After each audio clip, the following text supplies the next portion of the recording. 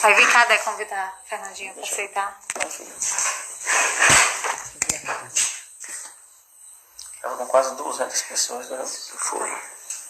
E até o povo entrando aí. Agora fala um pouco do curso, que até tá chegando o pessoal tudo chegar. Na próxima live. Convidou? Vamos voltando aí, turma. Né? Isso aí é do próprio Instagram. Quando faz 1 hora, eles encerram. E a gente vai estar voltando novamente aí, tá bom? Oi, Fernandinho. Estamos de volta aí novamente, viu? Então, Marcos, e quem fez a pergunta, infelizmente, no Mangalaga Machador, o pessoal trabalha muito mais as espáduas que a garupa. De uma maneira geral, sempre o cavalo perde flexibilidade na garupa. E nós temos que corrigir isso.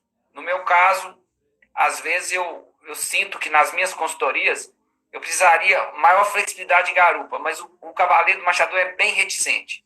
Ele trabalha muito flexibilidade de pescoço, muito flexibilidade de nuca, lateral principalmente, e pouca coluna e pouca garupa. Agora a espada, você olha, está sempre flexível, a paleta sempre molinha. Por quê? Porque trabalha muito a rédea contrária, então existe uma descompensação aí nesse item. O bom cavalo, um cavalo fenomenal de marcha, ele teria que ter a movimentação, a espada tão flexível, a garupa tão flexível como a espada. Somente esse equilíbrio entre a flexibilidade de garupa e a de paleta dá harmonia geral do movimento. Você vai conseguir tirar o potencial máximo da qualidade de movimento, não do diagrama, da qualidade do movimento. Mas é importantíssima a qualidade do movimento no item de marcha, porque ele faz parte do gesto de marcha, né? Sem essa qualidade de movimento, numa nacional, por exemplo, eu acho que nós não vamos conseguir ficar entre os melhores. Maravilha, amigo. Próxima pergunta.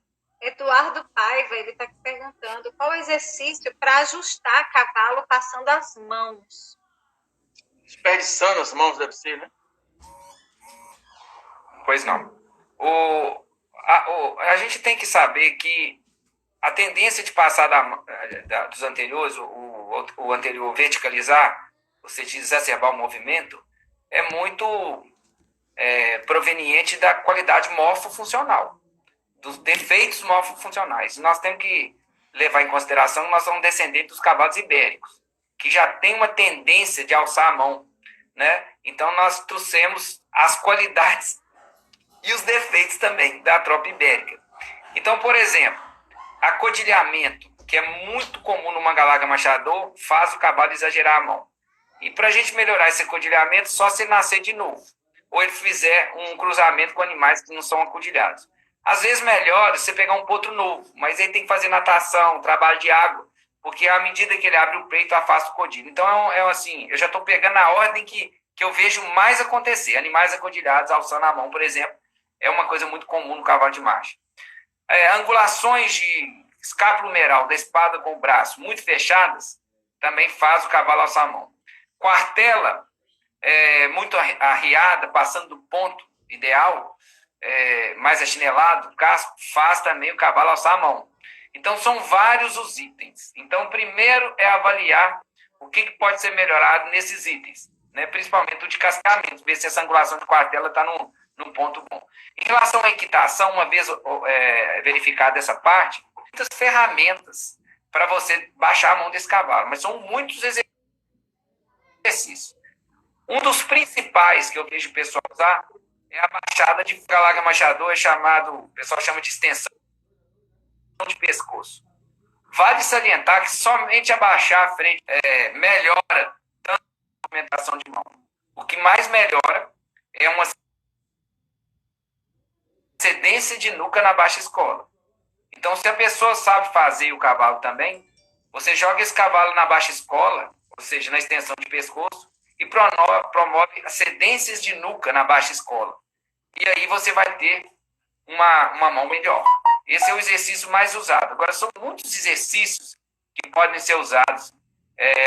Podemos fazer exercício de flexibilidade paleta lateral, tem exercício de cedência à perna, geralmente no galo, tá? Melhor ainda. Isso aí. É isso aí, maravilha. Para aprender um pouco melhor desse exercício, Fernandinho, já fica o convite à turma aí, né? Nosso próximo curso, né? Fernandinho Melo Viana vai estar aqui em Jiquié, logo em breve. Nós tínhamos esse curso já pré-marcado, né? Ia ser no dia 20 de março, foi na semana quando estourou essa epidemia aí nacional. Mas logo em breve a gente vai estar novamente, já com a turma fechada, né?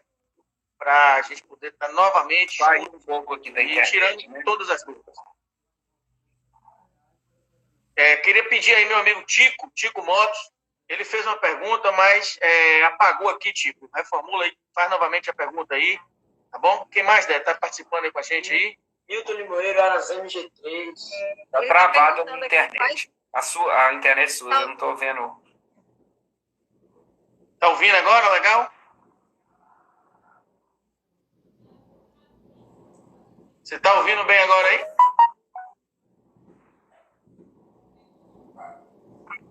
Oi, Fernandinho. JPS. JPS, tá junto com a gente aí também, um abraço. Rancho Moçada Bonita, de Piauí, Bahia. Rancho Moçada Bonita, de Piauí, um abraço. Nosso amigo Silvan, de Gandu. Nosso amigo Daniel, de Tancredo Neves, aí do Ara Santa Carolina. Você tá ouvindo bem agora, Fernandinho? Aras Quartel da Márcia está dizendo que você tem que fazer uma live de falar de marketing. Obrigado, Caio. Caio aí do Aras Quartel da Marcha, parceirão nosso aqui de Jiquié. E a gente vai estar junto aí em breve na nossa exposição especializada aqui em Jiquié, viu? Convida aqui, Débora. Tamo junto aí. Um abraço, Caio. Eu tenho que aprender com você, Caio, a vender animal com você aí, viu, irmão? Aí, Dedé, nosso filhote aí.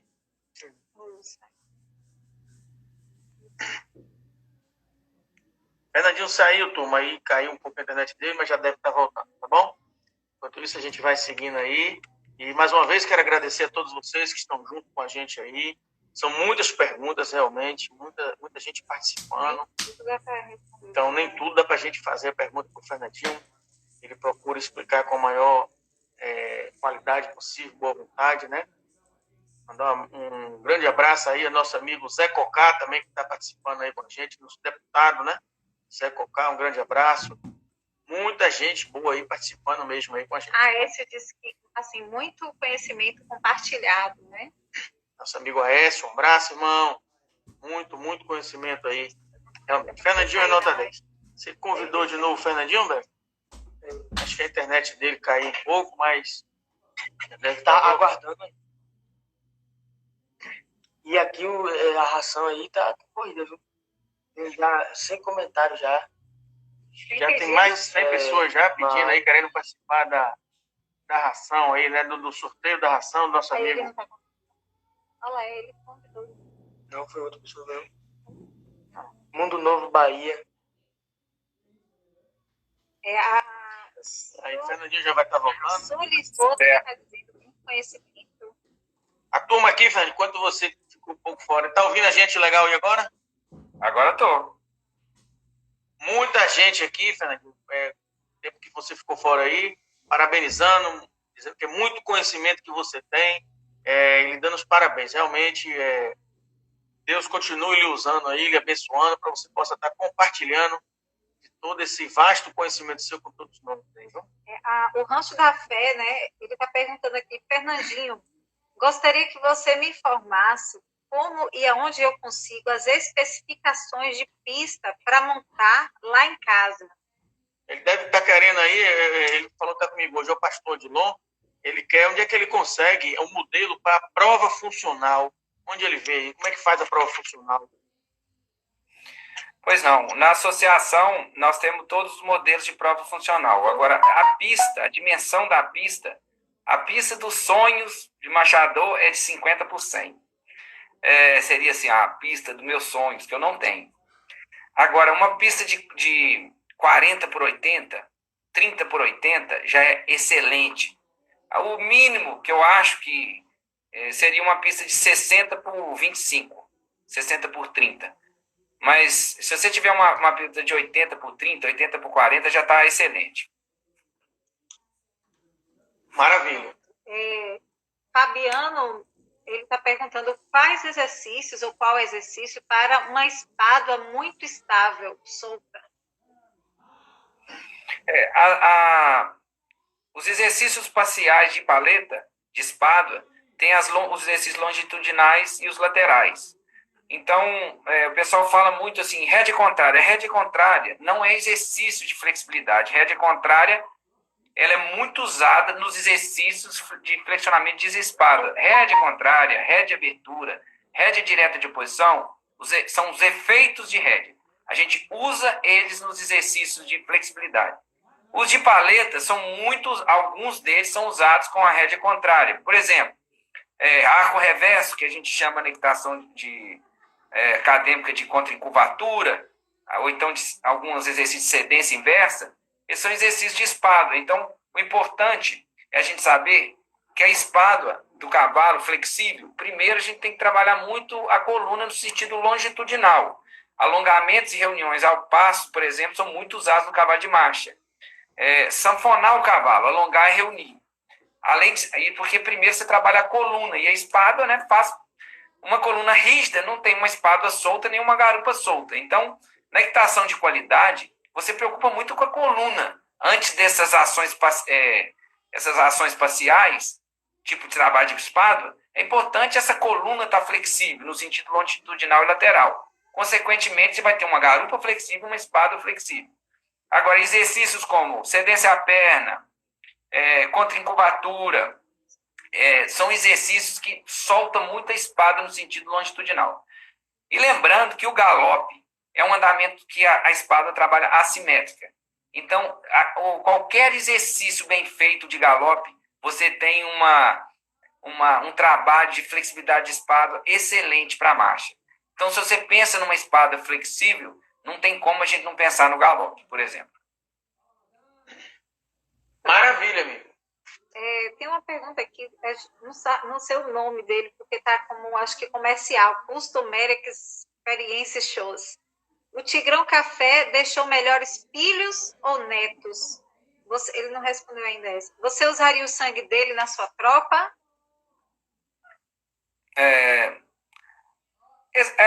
Esse uso de cavalos na tropa depende muito do olhar do cavalo, do criador, né? Eu fui criador quando eu era casado. No meu primeiro casamento, eu desempenhei esse papel de criador junto com a titular do Aras Morada Nova. Depois eu dei uma parada grande, uns 15 anos, e só agora, depois de 5 anos, eu retomei um criatório modesto. Então, meu trabalho de criatório foi no Aras Morada Nova. Depois disso, eu fiquei muito tempo sem desempenhar esse papel. Você escolher um garanhão está muito relacionado com o perfil do criador, né? Então, o meu cavalo tem que ser um cavalo machador, mas, na minha opinião, o meu cavalo, eu gosto de um cavalo funcional. Então, além dele, machador, para mim, é obrigação. Ele tem que ser um cavalo funcional. Então, todos os meus garanhões são cavalos bons de marcha, que eu considero bons de marcha, mas também olho muito para a parte funcional. O Tigrão, na minha opinião, ele é muito melhor avô que pai, né? Se hoje fosse preparar um cavalo para a pista, eu fosse criar, olhando só resultado de pista, eu não usaria o Tigrão como pai. Como avô, com certeza.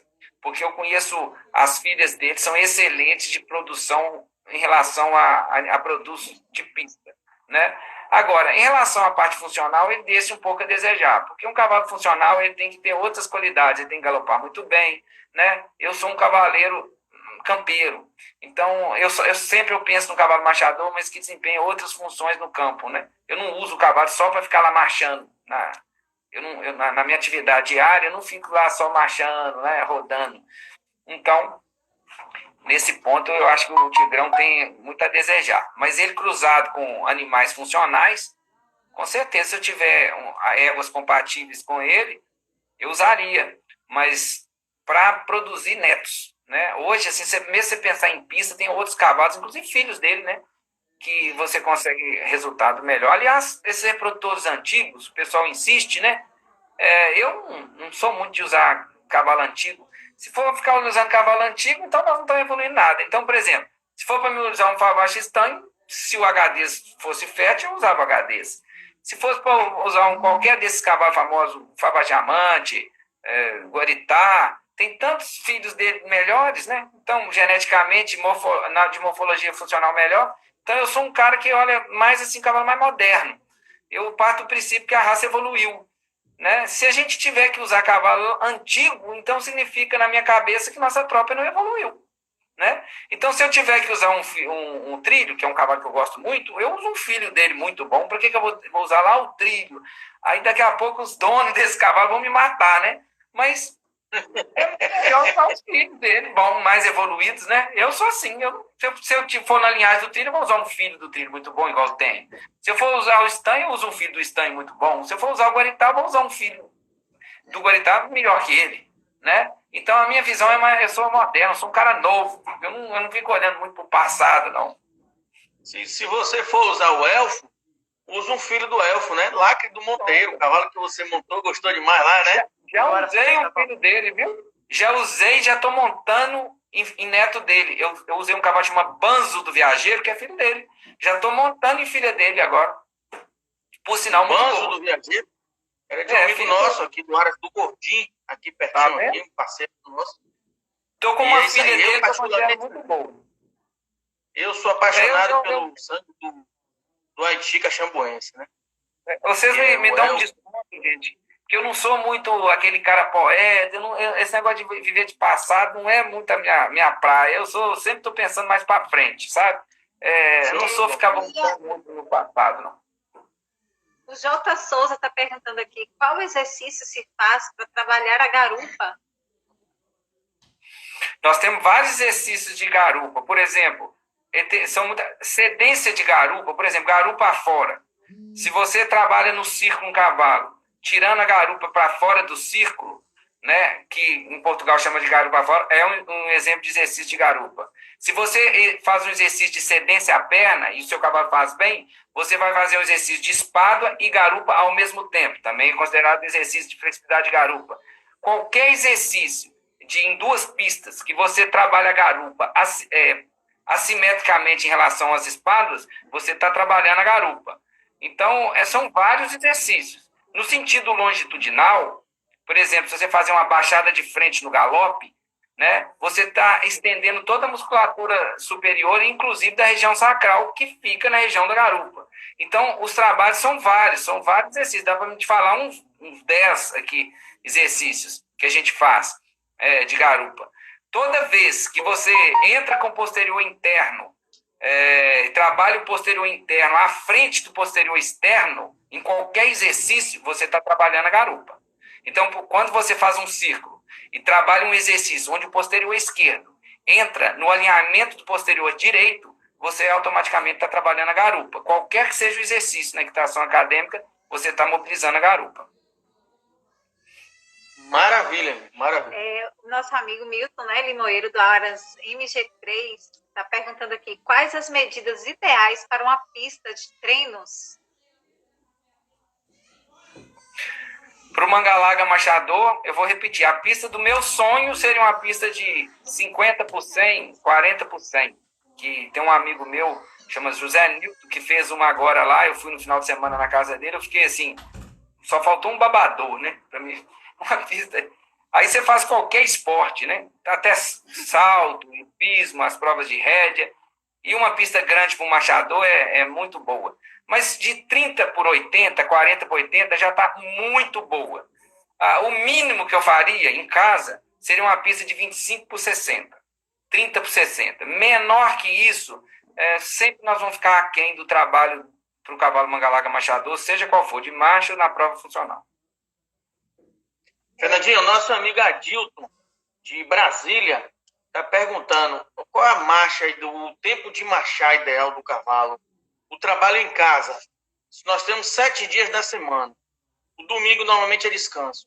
E essa programação que eu faço, segunda, quarta e sexta, ele trabalha 1 hora caminhando, e os outros dias ele trabalha 10 minutinhos só. Como você pode orientar aí o nosso amigo de Brasília? A primeira atitude que você tem que fazer é definir se seu cavalo é um cavalo médio, frágil ou forte. Pelo menos você dividir eles nessas 3 classes, né?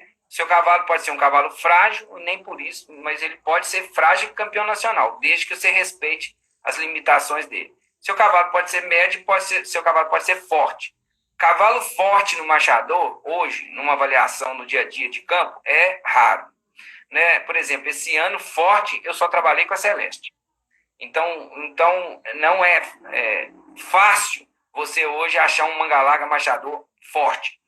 Então, sabendo desses três, classificando seu animal nesses 3 itens, eu tenho 3 planilhas. Não, desculpe, 6. Tem planilha de cavalo novo, que é o primeiro ano de montaria, frágil, médio e forte. E tem planilha de cavalo mais velho, de segundo ano de montaria em diante, médio, frágil e forte. Segundo, depois de classificado, você tem as tabelas de tempo de marcha, de acordo com essas categorias. Então, se você quiser, você pode me mandar um e-mail que eu te mando essas planilhas. Então, e elas são ajustadas a todo ano. Por quê? Porque a associação muda. Então, por exemplo, em 2012, até 2012, os concursos de marcha estavam beirando 2h30. Hoje não passa de 1h40, 1h50 no máximo. Então, a gente vai ajustando. As minhas planilhas atuais são mais leves em relação aos tempos de marcha, em relação às planilhas de 4, 5 anos atrás. Por quê? Porque os tempos de marcha diminuíram. Quando você tem um cavalo frágil, você tem que diminuir o tempo de marcha, que é o que lesiona, e aumentar o tempo de passo, seja ele no redondel mecânico, seja ele puxado em outro animal, numa esteira, ou então nas hidroginásticas da vida aí. Água baixa, água alta. Então, esses são os trabalhos complementares, ou seja, substituem o trabalho de impacto que é o de marcha. Então, eu tenho as planilhas com os tempos de água, os tempos de passo no redondel e tudo. E aí você, sabendo a categoria, você vai ter uma tabela para você seguir, com os tempos de marcha e os tempos de trabalho complementar, seja passo, hidroginástica, natação uso muito pouco, mas tem também na tabela, porque tem gente que usa. Então, na verdade, nós temos tabelas de treinamento e são muito confiáveis. Se você classificar seu cavalo da maneira correta, ele vai conseguir ter uma performance boa. Em relação à frequência do trabalho, que o Marcos falou, quantos dias na semana, um cavalo médio, ele aguenta trabalhar 3 dias na semana. Tipo assim, segunda trabalha na marcha, terça-feira vai fazer um trabalho complementar, quarta na marcha. Tipo, montado 3 dias na semana com dias intercalados, domingo descanso.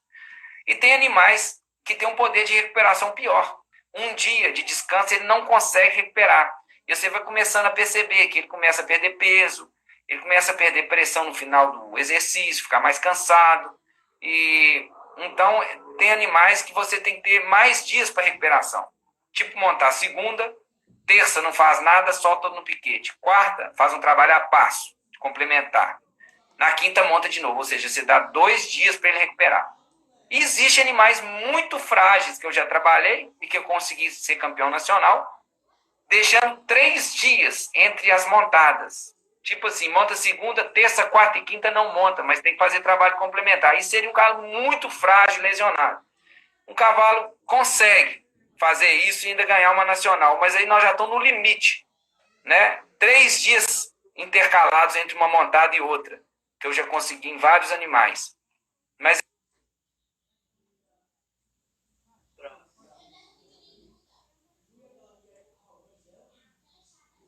A internet deu uma parada aí, Fernando.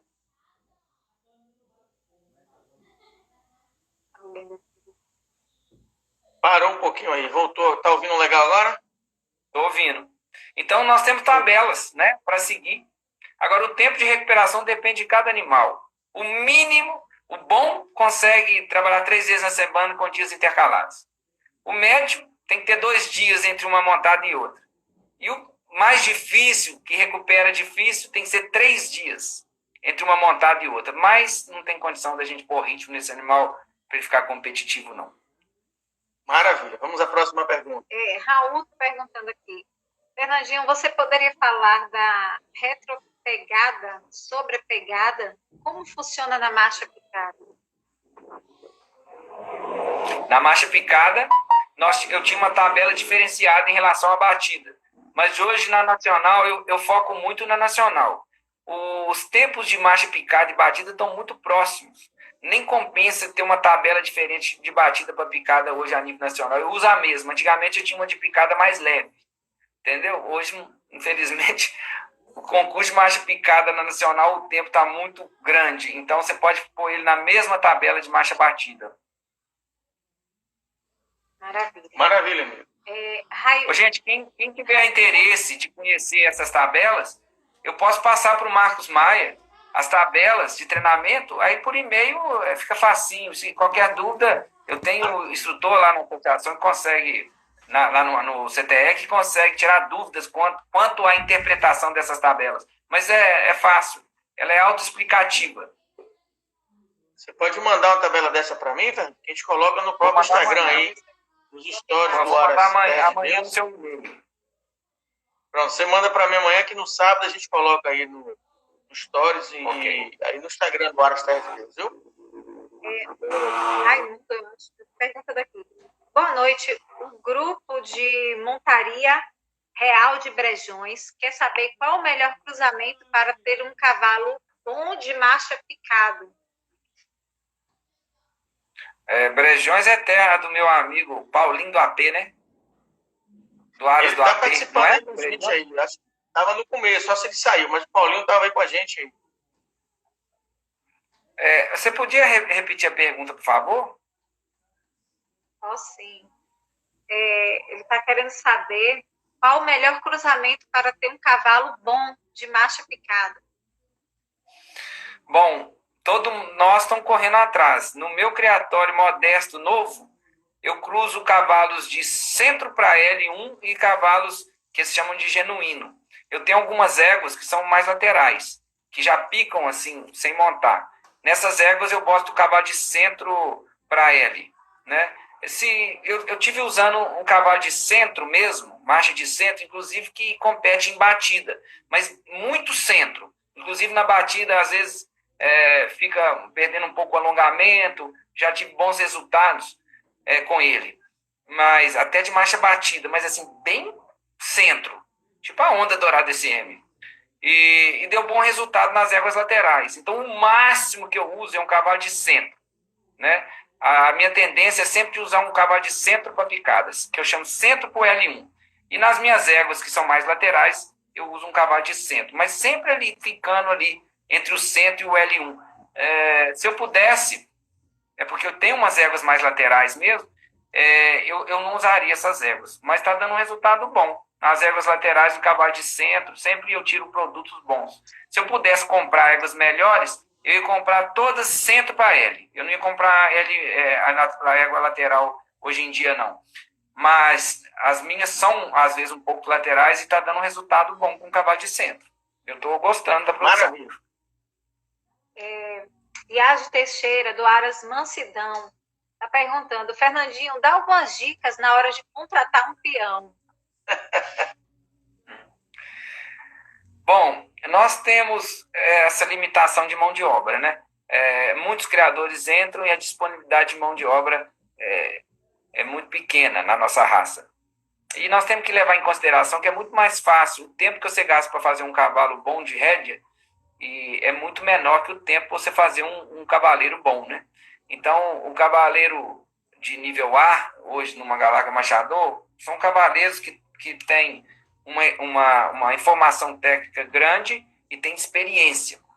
Então, para a gente ter pessoas mais novas, entrando, cavaleiros novos, e capacitando para chegar no nível desses cavaleiros, nós temos que correr atrás. O ideal seria se tivesse mais profissionais, né, para formar essas pessoas. Então, a sensação que a gente tem é que sempre a gente está, a formação de mão de obra especializada, aquém da quantidade de criadores que entram numa galarga machador. Então, é um fator complicado, porque custa essa formação, não é assim rápida. Então, a associação divulga, entraram 150 criadores em janeiro, mas não divulga quantos saíram desanimados. E os desanimados sempre a decepção na mão de obra. Qualquer decepção que você vê, um criador que sai, geralmente é em função da sua mão de obra não está conseguindo tirar o potencial do cavalo que ele tem. Então, isso é um fator complicado. Eu não sei como a gente suprir essa deficiência. Um bom cavaleiro, hoje, ele tem que ter um bom perfil de adestrador. Porque a pista hoje está exigindo um cavalo mais bem adestrado, mais descontraído, mais flexível. Aqueles tocadores que tinham antigamente muita pressão, eu estou notando que eles estão ficando defasados. Porque hoje o árbitro procura um cavalo mais de um adestrador que de um tocador. Então, eu estou vendo isso. Então, os cavaleiros que estão mais sobressaindo são cavaleiros que têm mais paciência, são mais técnicos, é um perfil de adestrador. Então, você deve primeiro procurar essa parte. Fora os outros itens são importantes, né?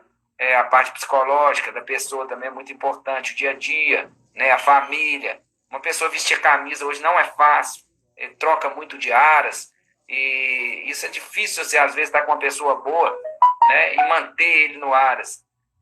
Existe um leilão, né, dos cavaleiros bons, às vezes o cara está tranquilo na sua casa e começa a ter resultado. Na internet.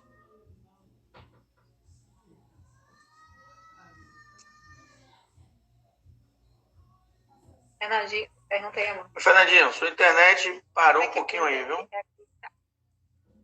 Enquanto isso aí, enquanto o Fernandinho volta, vamos mandar um alô aí. Turma que está participando aí, né, Dé? Eu era fértil. Parceiro aí. O Fernandinho saiu, tem que botar muita gente aí participando. Nosso amigo Clécio, de Fortaleza. Vitor Brandão, Vitão lá do Lafayette. Nosso amigo Vitor também, de Maracás. Chico Preto. Turma boa de Maracás aí, viu? Patrício também, que está em Maracás. Uma turma realmente muito boa, muita gente boa participando aí, viu? Magali Chaves está aí ligada. Nossa amiga Magali Chaves. Tá voltando aí o Fernandinho.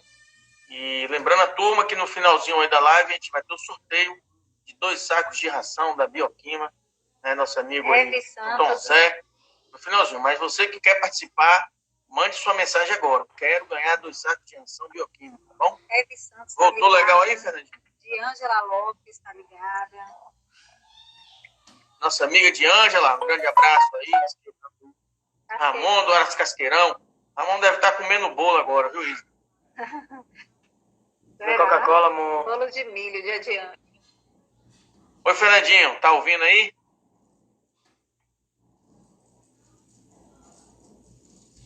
Aras 4 rolos. Fernandinho. Oi, Fernandinho. A gente não tá te ouvindo. A gente não está te ouvindo.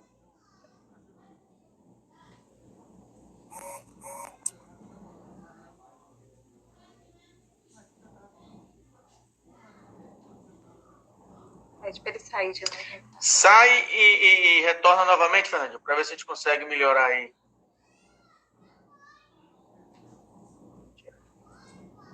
Isso aí.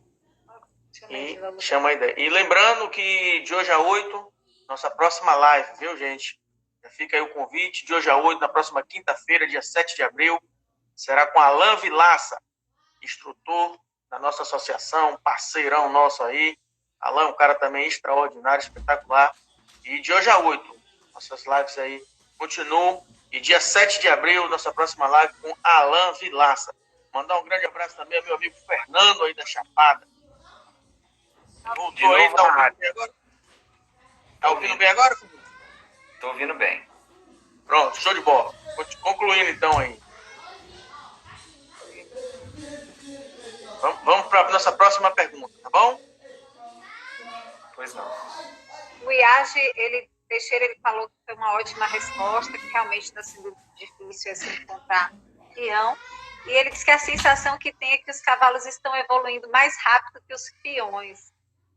Muito peão acha que já sabe tudo e não quer nem curso de qualificação. A resposta dele. Nós temos uma vantagem. Outro dia eu estava pensando o seguinte: se os árbitros fossem mais reciclados do ponto de vista de equitação, a exigência ia ser muito maior. Então, graças a Deus que às vezes essa reciclagem demora um pouco, porque se os átomos estivessem muito reciclados do ponto de vista técnico, nós estávamos perdidos. Por quê? Porque os nossos animais, numa simples descontração e excedência de núcleo, são complicados.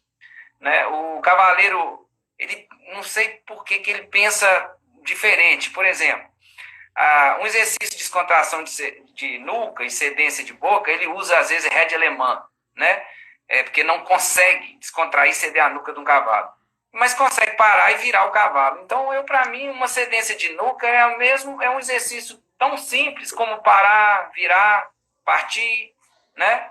E é uma coisa muito simples. E ele, por falta de conhecimento técnico, começa a ficar desesperado, usar a rédea alemã, vários tipos de artifícios. E o cavalo perde muito com isso. Então, sem dúvida, a raça, o cavalo evoluiu muito mais que a nossa equitação. Estou pondo nossa porque eu estou pondo no meio também, porque afinal eu sou formador de opinião e também formador de mão de obra, e eu estou me colocando também nesse rolo. Às vezes eu não consigo transmitir para o cavaleiro que eu estou ensinando qual seria uma cedência de nuca ideal, uma descontração ideal. Porque esse tipo de cavalo às vezes não ganha. Né? O cavalo que está lá é um razoável num item tão importante, que seria a porta de entrada para um cavalo flexível e descontraído é a boca e a nuca. Sem isso, não tem nenhuma ginástica longitudinal e lateral que funciona da maneira correta. Então, às vezes a gente tem que ter uma deficiência técnica não só na formação de mão de obra, mas também tem falta de embasamento técnico em arbitra, né? Então, isso não é ruim, é bom. Porque se tivesse uma exigência muito grande e realmente os árbitros soubessem que é um cavalo totalmente bem qualificado do ponto de vista de técnico, nós como treinadores e cavaleiros, nós estaríamos num mar de tempestade. Né? Por quê? Porque nós teríamos uma exigência muito grande e não teríamos condições de fazer esse cavalo do nível que os árbitros estariam exigindo.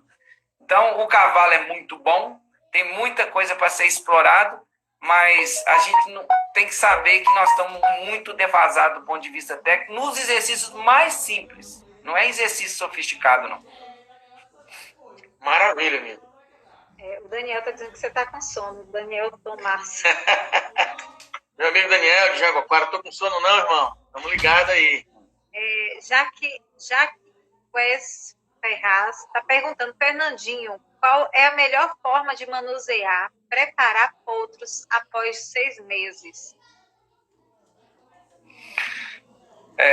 O cuidado dos potros, né, em fase de crescimento, eles são muito importantes no sentido nutricional, principalmente, para ele ter condição de se tornar um cavalo atleta.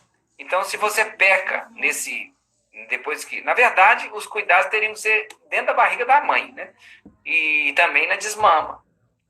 Enquanto ele está mamando também, para ele ser um cavalo competitivo longevo, ele teria que ter um trato especial, principalmente nos tipo A que você tem, né?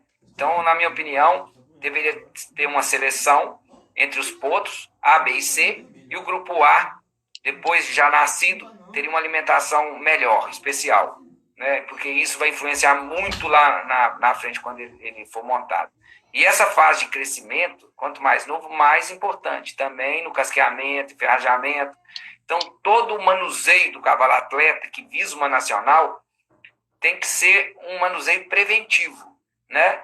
Nutrição, principalmente sal mineral de qualidade, pastagem de boa qualidade, casqueamento muito bem feito desde o começo, porque a gente tem que ter um preparo nesse casqueamento, quanto mais cedo, melhor, para habilitar esse cavalo a entrar depois, do ponto de vista de equitação, com ele mais forte, mais bem preparado do ponto de vista osteotendino articular, na qualidade dos seus aprumos.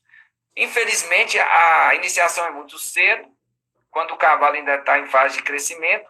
A exigência dentro dos criatórios para se chegar um cavalo para a pista é muito apressada. A própria associação exige coisas que um cavalo novo não tem condição de fazer nos seus julgamentos, tanto na prova funcional como nos concursos de marcha, principalmente nacional. Então, o treinador está sempre na corda bamba, né? Sabendo que está montando no animal da maneira errada, né? Preparando na pressa, não respeitando o fechamento das placas epifisárias e a parte esquelética do animal e também a parte psicológica. Então, a gente trabalha num mundo prostituído. A grande verdade é essa. Então, o máximo que a gente pode fazer é trabalhar sabendo aonde a gente está errando e aliviando na medida do possível. Se a gente já está no machador e se presta às competições que hoje fazem parte do nosso calendário, automaticamente a gente está no mundo da pressa. Então, o que a gente pode fazer é minimizar os problemas.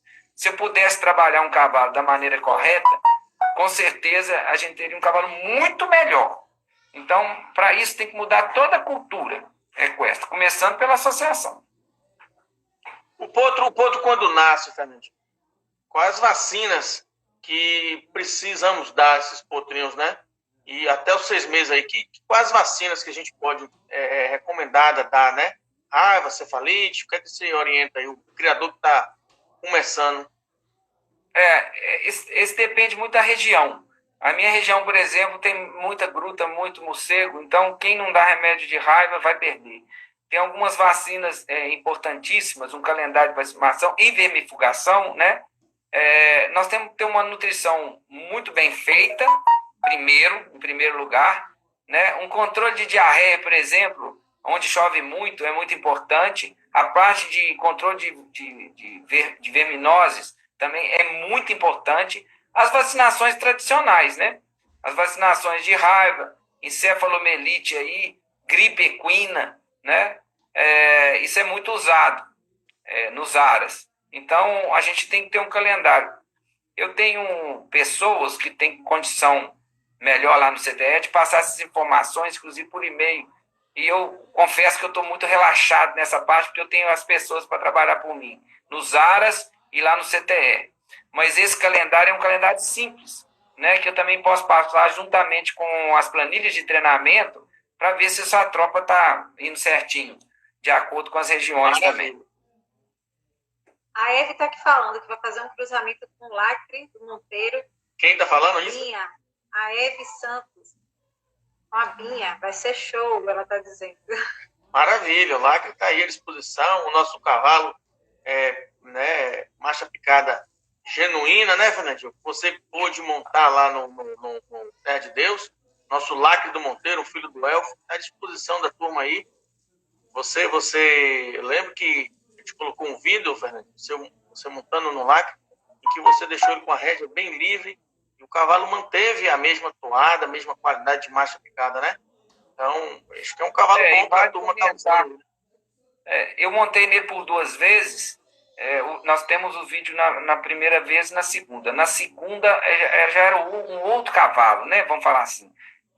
Um cavalo com equitação muito evoluída para a idade dele, e ele evoluiu muito. O tanto que ele evoluiu também é muito em função de um temperamento que ajuda, né? Ele tem um temperamento que ajuda o cavaleiro demais. Então, ele teve uma evolução muito, muito grande, e eu adorei montar nele na última vez. Ele estava com uma equitação muito próxima do ideal, do meu ponto de vista também.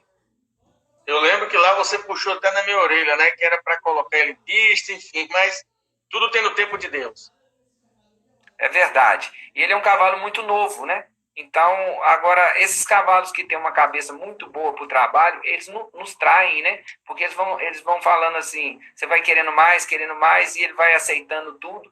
E a parte clínica, né? Principalmente, às vezes a cabeça dele é tão boa para o treinamento que você te convida para errar, né? Você vai cada vez exigindo mais dele, porque ele vai aceitando, vai aprendendo, mas a gente não pode esquecer que ele tem uma idade cronológica e ósseo tendino articular também, que você tem que respeitar. Então, esses cavalos muito fáceis de boca, muito inteligentes e muito flexíveis, eles nos convidam ao erro, né? À pressa. Maravilha, amigo. Eu mais uma vez, só ressaltando aí, eu agradeço muito a Deus, né, pela oportunidade de ter um cavalo com a qualidade do Lacre, e foi muito positivo quando você recentemente esteve no nosso Aras, e eu lembro que você colocou ele com a média muito alta, né? Média de cavalo realmente que está brigando forte em pista. Então, a gente só tem que agradecer a Deus por poder ter um cavalo com a qualidade do Lacre do Monteiro na nossa casa. Mas vamos à próxima pergunta. Pois não. Aras Terra Santa está falando aqui. Os animais podem participar das provas de marcha aos 36 meses. Assim, precisam começar a autoescola muito jovens, o que vai diminuir sua vida útil. Qual a idade ideal para começar a doma de si? A autoescola, né, no machador é um apelido que a gente colocou num trabalho de elevação do conjunto de frente, que é a última coisa que a gente pede no adestramento básico. Eu sempre começo no trabalho de baixa escola e depois no equilíbrio horizontal. A gente apelidou no machador a frente baixa de baixa escola, o equilíbrio horizontal na média escola e a alta escola como seria uma frente mais elevada, né? Vale salientar que isso é diferente da equitação acadêmica. O trabalho de autoescola na equitação acadêmica é um trabalho onde você tem os exercícios de Piaget, passagem, né? Vários exercícios mais exigentes do cavalo. Então, esse trabalho que a gente fala de baixa escola do machador, a gente está nos referindo à colocação do conjunto de frente. Na verdade, é isso. Então, um cavalo novo, ele deve trabalhar principalmente na baixa escola, no alongamento, com o pescoço mais baixo, como aprendizado e alongamento, e depois, logo que tiver condição, trabalhar no equilíbrio horizontal, que é a posição do pescoço mais solicitada nas provas.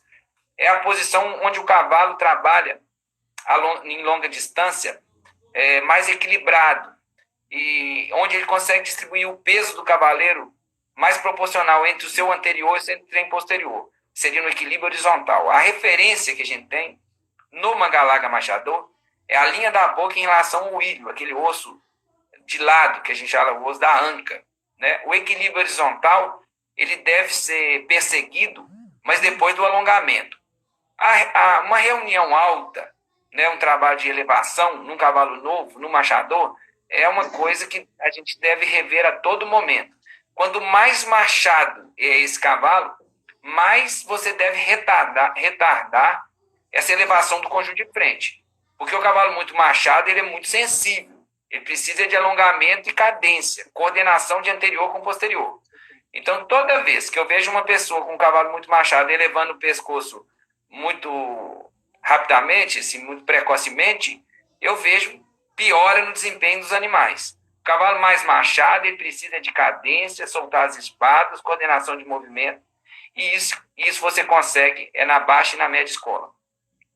Agora, quando você exige de ir para uma nacional com um cavalo novo, e os critérios de avaliação são os mesmos de um cavalo novo e um cavalo mais velho, como é o que acontece no Mangalaga Machador, aí você está sempre apressando o seu animal. E aí, quando você procura uma elevação mais cedo, sem o cavalo ter as condições ideais de alongamento, você vai piorar o potencial desse animal no futuro.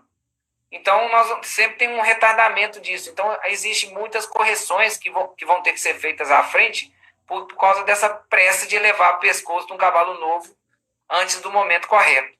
Então, todo mundo que leva um cavalo novo numa nacional vai incorrer nesse erro. E depois, nós mesmos vamos ter que corrigir mais à frente, com trabalho de correção de baixa escola, né? Então, agora, a culpa é da associação? A culpa é nossa, né? Que nos sujeitamos às regras, porque as regras estão lá, vai quem quer. A associação não obriga ninguém a ir para a nacional com um cavalo de 3 anos, né? Obriga. Você vai porque você quer. Agora, se a gente levar da maneira correta, não vai ganhar no cavalo júnior.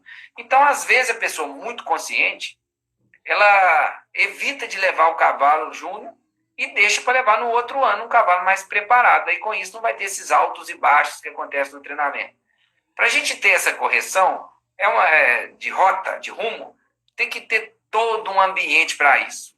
Da associação, dos árbitros, do diretor da ENA, e principalmente dos criadores, viu? Que é o que mais tem pressa. E a associação é dos criadores. Então, se ela apressada, os criadores também estão, né? Então, tem que ter uma mudança de cultura equestre, que não é fácil. Iage Teixeira está perguntando aqui, Fernandinho, vejo os julgamentos de marcha picada nada linear. marcha picada já é a realidade no Brasil todo. Sua opinião, qual trabalho a associação deveria fazer para não termos julgamentos tão distantes? Eu acho que nós temos um conhecimento técnico muito mais consistente dentro do quadro de árbitros de marcha batida que de picada. Isso, para mim, é uma realidade. Quando o árbitro vai se sujeitar a ser árbitro, vai fazer os cursos, ele é selecionado pela marcha batida. Depois vai aprender de marcha picada já árbitro. Não tem uma seleção de pessoas que já vêm da picada, da cultura de picada, o que facilitaria, né, essa homogeneidade no julgamento. Então, o erro já começa na escolha dos árbitros. Uma vez estando lá dentro, só entende de batida, nós teríamos que ter um movimento dentro do quadro de aprimoramento dos conhecimentos técnicos de marcha picada. Na minha opinião, inclusive, solicitando criadores e peões, né, que entendem profundamente dessa modalidade, né, desse treinamento, para nós todos nos capacitarmos mais, porque senão fica aquele negócio aprendendo no erro. E aprendendo no erro dentro de casa é uma coisa. Agora, o árbitro aprendendo no erro é ruim, porque ele é a referência. Então, quando ele erra muito, né, vai desnorteando todo mundo, né, inclusive eu. Então, na minha opinião, tem que ter um movimento dentro da associação técnico, com palestras e principalmente coisa mais interativa, porque palestra parte do princípio que o palestrante entende muito. E quem entende muito de marcha picada dentro do quadro? Me fala. Tirando Paulo Lobo. Quem? Então tem 3 juízes ali, né, que são pessoas mais confiáveis tecnicamente na marcha picada, mas é muito pouco dentro de um quadro de árbitro. Então, um trabalho tipo um equimarcha, discussões abertas, né, com pessoas com aparelhos que medem a lateralização, com conhecedores de equitação acadêmica também. Então, tem que ter uma interação, porque lá a gente tem pouco professor de marcha picada confiável dentro do quadro. Então, nós temos que ter uma interação maior para todos nós evoluirmos com mais velocidade. Então, tem que ter um movimento maior, porque senão nós vamos ficar perdidos aí vai demorar muito tempo para a gente ter consistência técnica na marcha picada, na minha opinião. Maravilha, maravilha. Aras do AP está perguntando: o passo é o melhor indicador que um animal pode dar marcha picada? Como eu disse, o cavalo pode picar por desequilíbrio, né? Qualquer promoção de descoordenação entre o anterior e o posterior, que pode ser feita de várias formas: casqueamento, ferrajamento, equitação, tudo para desequilibrar o cavalo para ele picar. Isso é um tipo de maneira de picar. Uma outra forma é o cavalo que tem a capacidade da lateralização do passo. Então, se a gente quiser, se nós criadores quisermos selecionar animais genuínos e naturais, nós temos que começar avaliando o passo dele. Porque o cavalo genuíno e natural, ele tem um passo naturalmente mais lateralizado que o de marcha batida. Isso é um indicativo muito importante que ele vai desempenhar a marcha picada natural e genuína. A própria transição desse tipo de cavalo, do passo para a marcha, é diferente. O cavalo que não é genuíno e não é natural, que tem um passo diagonal e pica, a transição do passo para a marcha é totalmente diferente. É como se fosse um quebra-mola, porque ele vai sair do andamento do passo diagonalizado com o andamento lateralizado. Para ele fazer essa transição, ele vai dar um soluço, um quebra-mola. Então, por exemplo, para mim, sem um aparelho, para mim detectar esses animais, eu detecto na transição do passo para a marcha. Quem me ensinou isso, eu já tinha notado, mas quem me abriu a cabeça mais para esse tipo de exercício para você detectar esse tipo de animal, mais fácil, num julgamento, numa avaliação no Aras, foi o Paulo Lobo e o Bruno Felipe. Eles me chamaram a atenção para esse exercício, para você detectar esses animais mais naturais e mais genuínos. E isso é facílimo. Então, se você conhecer o passo do cavalo, é muito difícil você errar nesse item. É lógico que existe ali as deturpações, mas a gente a gente não direciona uma equitação e uma tropa por extremos, né? Então, a maioria, 90% dos cavalos genuínos e naturais, eles têm um passo lateralizado, que na prática você pode detectar muito fácil na transição do passo para a marcha.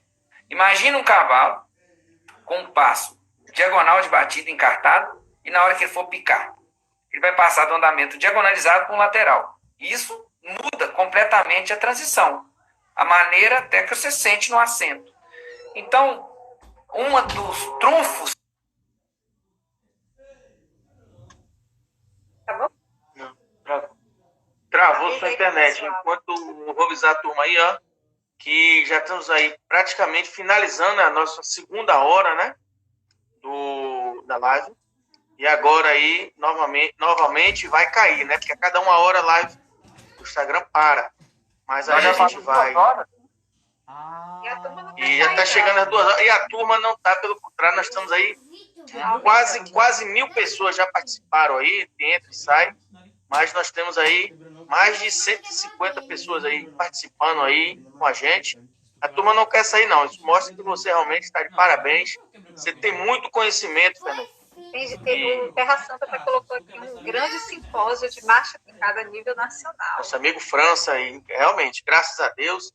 E, como eu falei, Fernandinho, mas vai estar encerrando aí essa segunda hora. É automático, eles encerram. Mas a gente vai estar voltando novamente, tá bom, Fernandinho? Pode ser. Ok. Pode ser? É importante deixar claro que eu sou um aí. aprendiz de marcha picada, né? Estou aprendendo juntamente com as pessoas. E tem as mesmas carências técnicas, né? Mas a gente vai montando e conversando, interagindo e vai aprendendo. Acho que é uma grande honra para todos nós poder aí estar desfrutando, né, de momentos com você aí. Você realmente, como o próprio Tom Zé aí já falou, Tom Zé é um cara que é realmente referência para todos nós, um grande criador.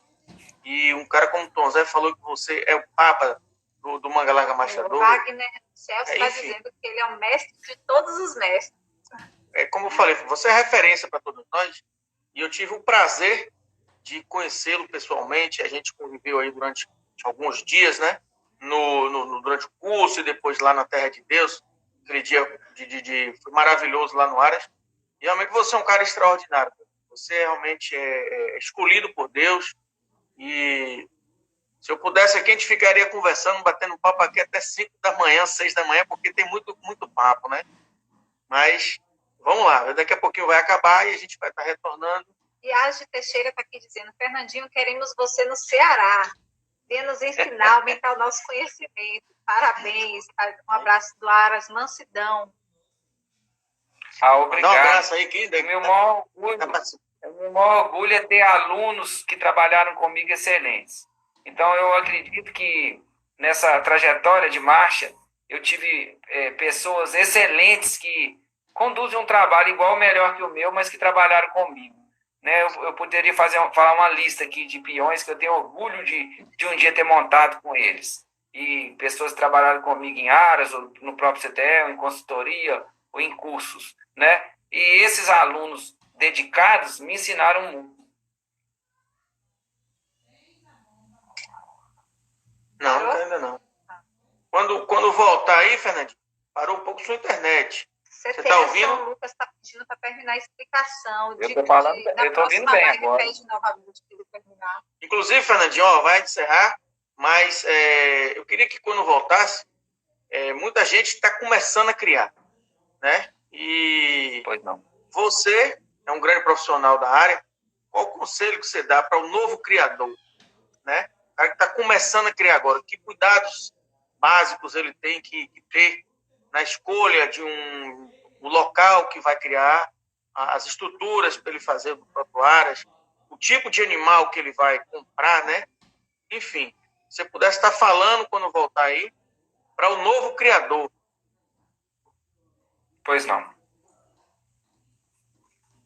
Eu tenho muito importante, né? O criador. Não, já apareceu a mensagem aí, ó, 20 segundos. Né? João está aqui dizendo: abraço para o Rancho Quatro Irmãos. Rancho Quatro Irmãos aí, um abraço. Um abraço.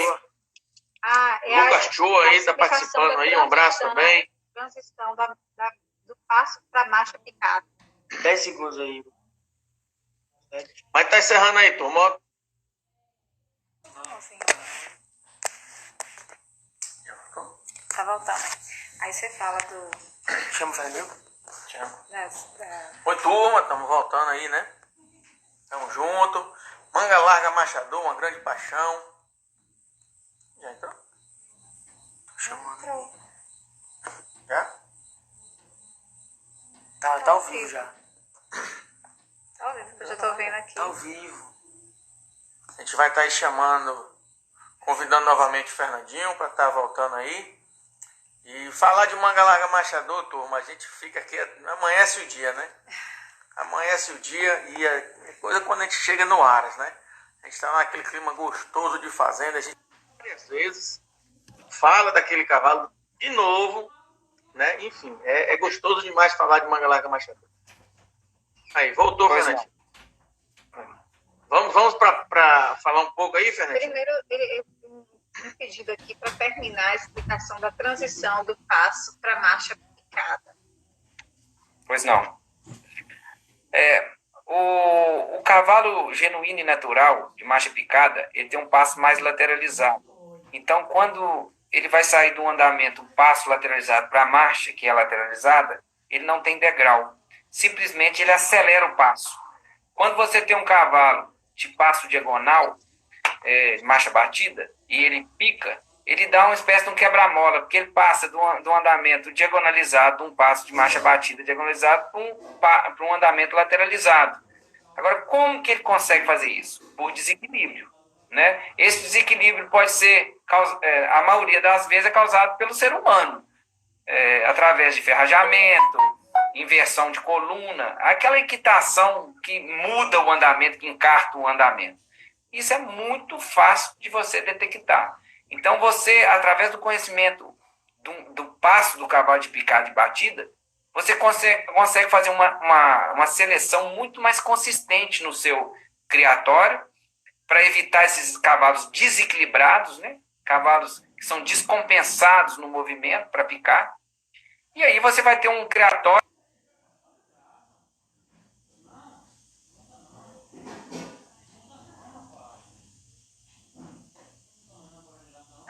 A internet dele caiu um pouquinho.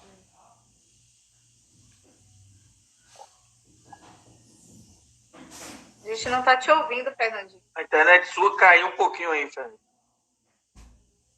Deu uma parada aí. O pessoal tá chegando em peso, viu? A turma chegando em peso. O Manuel tá aí participando, né? Nosso amigo Manuel daqui de Jiqué. Muita gente aqui de Jiqué hoje participando aí, viu? Eu tô te ouvindo. Tá ligado? Nosso amigo Vitor Azevedo, Vitão. João Freire, tá ligado aqui? Nosso amigo João Freire também, criador de manga larga machador. Gilson Neto, Gilson. Tá falhando ainda. Tá falhando um pouco aí sua internet ainda. E lembrando do sorteio, né? Vou botar o nome aí pra gente anotar aqui. Ainda tem muita gente aí, né? Já tem 120, mais que isso. Depois tu vai entender a letra aí. É melhor, Fernandinho, você sair aí, isso. Lembrando a turma aí que nossa próxima live de hoje é 8, né? Toda quinta-feira a gente está fazendo a live, sempre com um convidado especial. E a próxima semana que vem, na quinta-feira, dia 7 de abril, o convidado da nossa live é Alain Vilaça, viu? Parceiro nosso, cara fantástico também, nota 10. Já trabalhou muito também com o Fernandinho, já aprendeu muito aí com o Fernandinho. E Alain Vilaça é o nosso convidado na live da semana que vem, viu, turma?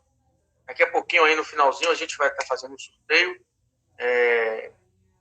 de 2 sacos de ração, né? Da Bioquímica. Na hora vamos ver se a gente consegue chamar o Tom Zé aí para estar participando com a gente. Viu, Tom?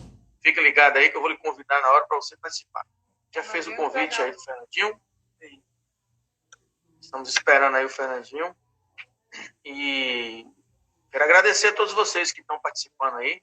Como o França realmente falou, é um grande aprendizado para todos nós, né? tá podendo aí participar desse momento tão bacana, tão especial. Fernandinho Melo Viana. E... CTS São Lucas colocou essa pergunta é pesada. Caiu até a internet dele. Essa pergunta é pesada. Caiu a internet dele aí, tá vendo? Tom Zé falou que está aí. Está acompanhando. Então, Zé, fica ligado aí. No finalzinho aí eu vou te convidar para você participar aí também com a gente. Entrar aí, viu? Vitor Lucas está aqui dizendo que Maracás está participando. Vitão aí de Maracás, turma boa, Vitor Lucas, toda a turma de Maracás aí. Mandar um abraço também ao Binho, toda a galera aí de Poções está chegando junto aí. Mag também, Cid, a galera de Jaguaquara. Santiago de Ibatiba, Espírito Santo. Anjo da Fé falou parabéns, Marcos, muito boa essa live. Aras de Tom também. Voltamos aí, Fernando. Você está ouvindo legal agora? Eu estou ouvindo sempre. Graças a Deus. Um abraço ao meu amigo Fernando aí da Chapada. Vários bons amigos. Muita gente bacana, viu, Fernando? Participando aí. Nós já estamos chegando aí a em torno de 1.000 pessoas participando da live aí. Maravilha, maravilha. Você quer que eu repita a transição da porque acabou, acho que já foi bem entendido, já, né? Já foi bem entendido, tá show de bola. Vamos para a próxima pergunta aí. E como eu lhe pedi na finalzinho, se puder estar mostrando aí para o novo criador, quais os principais cuidados ele no começo da sua criação. Você tem do gado ligado aí. Deu para entender a pergunta, Fernando? Eu tomaria era contratar uma pessoa.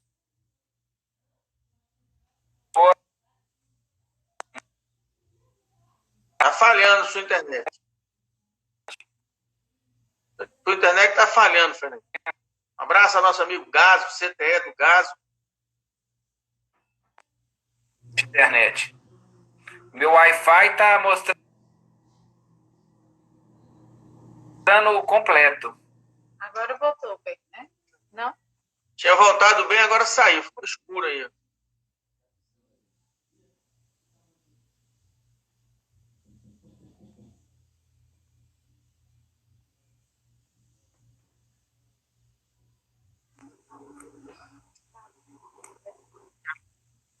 Já a gente vai estar voltando aí a conexão com o Fernando. Vamos sair dele e voltar novamente.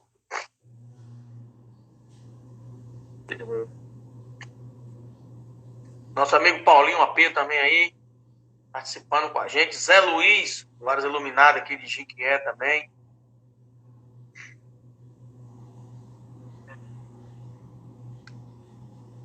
Turma muito boa. E vamos mandando mais perguntas aí, viu, turma? Tem muitas perguntas aqui, mas vão mandando aí. A gente vai tentando aí passar aí para o Fernandinho. E você que ainda não colocou seu nome, é só colocar aí o nome. Eu quero participar do sorteio da ração bioquímica, tá bom?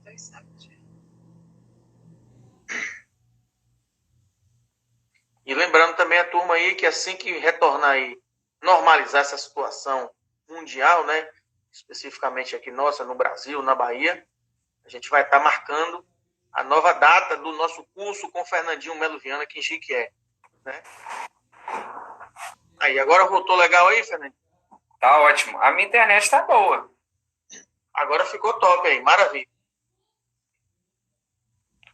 Para o criador novo, eu sempre gosto de me colocar no lugar do criador. Eu contrataria uma pessoa para fazer as compras. Se já fez, uma pessoa para avaliar, que entenda. E hoje nós temos muitos profissionais qualificados para fazer essa avaliação. Porque sozinho, aprendendo e comprando, o vendedor de cavalo, a comissão vendedora, muitas vezes entende, mas ele não vai falar o defeito do cavalo. O interesse é venda, né?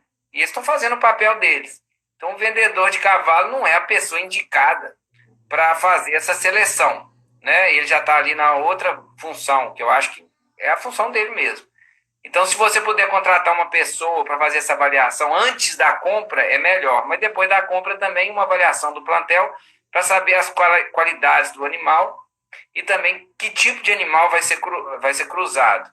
E também, se essa pessoa entende de treinamento, vai poder ajudar muito o seu cavaleiro em casa, né? Esse cavaleiro pode fazer curso, mas uma pessoa que acompanha de vez em quando, umas 4 visitas ao ano, vai corrigir a rota, que às vezes não está bem feita no trabalho da mão de obra da sua casa.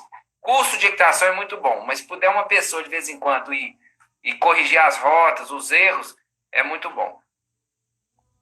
Maravilha. Vamos aí à próxima pergunta.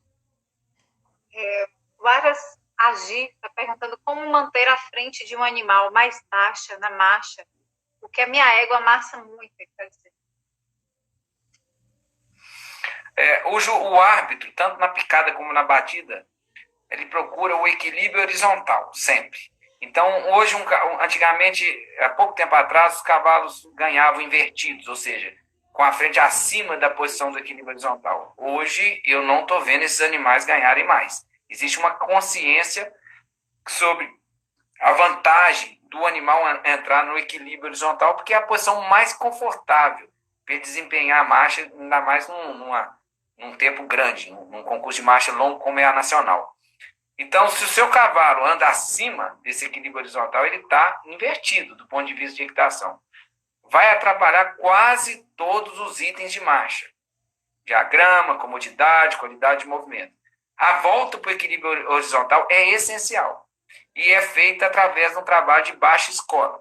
Mas não é simplesmente trabalhar na marcha com a frente baixa. Você tem que fazer exercícios de cedência e descontração de nuca na baixa escola, porque aí você consegue essa desinversão mais rápida.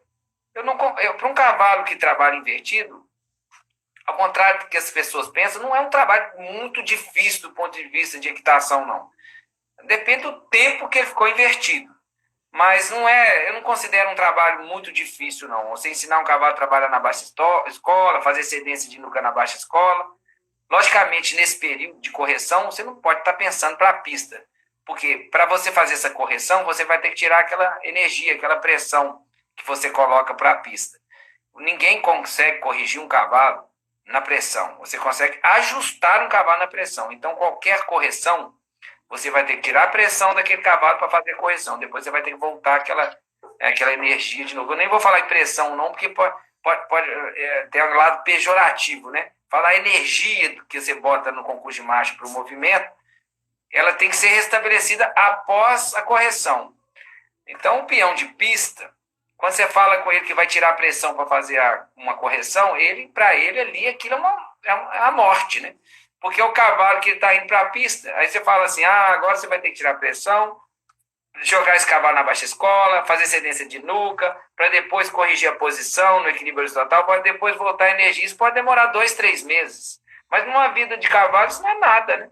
Mas para ele é muito tempo, porque ele já está pensando na exposição lá de Vitória da Conquista, está pensando na exposição lá de Salvador, e é um cavalo que ele ganha. Então, o que ele faz? Uma gambiarra equestre. Ele tira um pouquinho a pressão ali, faz uma gambiarra, dá uma melhoradinha e volta a pressão de novo. Então, esse cavalo nunca corrige. A verdade é essa. Então, a correção depende da volta, descer 2, 3 degraus nessa escada, para depois subir um degrau. O João Barilli está perguntando, uma égua de excelente genética, mas não demonstra qualidade, ela passa genética para seus filhos?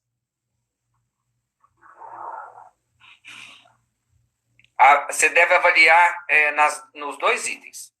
Eu sempre, quando eu fiz uma seleção, quando foi na época que eu comecei a comprar as éguas lá no Aras Morada Nova, toda a vida minha seleção como criador, embora eu tenha um período pequeno, foi olhando os 2 itens, a qualidade do animal e a genética dele. Sempre está ali 50%, 50%. Então, se eu adorar o cavalo, mas a mãe for ruim, principalmente a linhagem materna, eu não uso. Então, agora também, se eu não gostar do cavalo, usar ele só porque a mãe é boa e ele não tem aquelas características que me agradam, eu também não uso. Então, na procura do animal ideal, você tem que olhar as características ideais que você acha imprescindíveis, que o cavalo ele te satisfaz, e depois você vai na linhagem materna e vê se a mãe dele também é uma égua que tem essas características desejáveis. Aí acho muito difícil você errar. Maravilha. Agora vamos para a última pergunta, porque a gente vai entrar no sorteio. E Nécio Santiago está perguntando qual a dica para avaliar melhor o diagrama de marcha. Treinar os olhos? Ele perguntou. A primeiro é a avaliação do passo do cavalo. Porque se esse cavalo tem um passo de cavalo machador, se ele não tiver machador, você pode pôr culpa no treinador, no cavaleiro. Geralmente, ele é o cavalo. Então, a partir do momento que você conhece a avaliação do passo, do diagrama do passo, você começa a acertar muito mais. E, principalmente, usando outros artifícios, como as transições do passo para a marcha. Ali é muito importante essa avaliação. E também você fazer uma rédea livre no equilíbrio horizontal, sem deixar ele abaixar a frente, você vai ter a naturalidade da avaliação. Então, esses 3 itens eu considero muito importantes na avaliação. Não acredito que você precisa botar aparelho para avaliar, não, sabe? Você consegue detectar na calma. Agora, o cavalo tem que estar no equilíbrio horizontal e cadenciado, calmo, flexível. Se tiver todo deturpado do ponto de vista de equitação, para um cavaleiro experiente, um avaliador experiente, ele comete erros. Porque o cavalo deturpado é difícil a avaliação do diagrama por qualquer indivíduo, mesmo conhecedor. Pronto, agora a última mesmo. Se a gente ficar nessa de última, viu?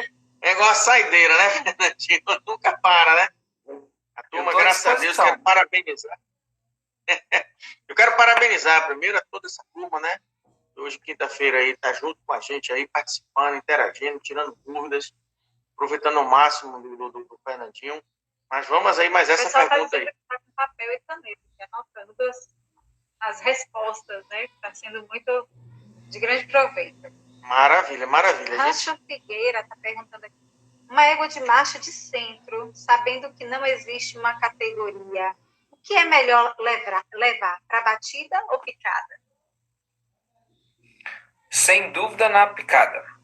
Porque marcha, se a gente for lá para o alto da pirâmide, marcha de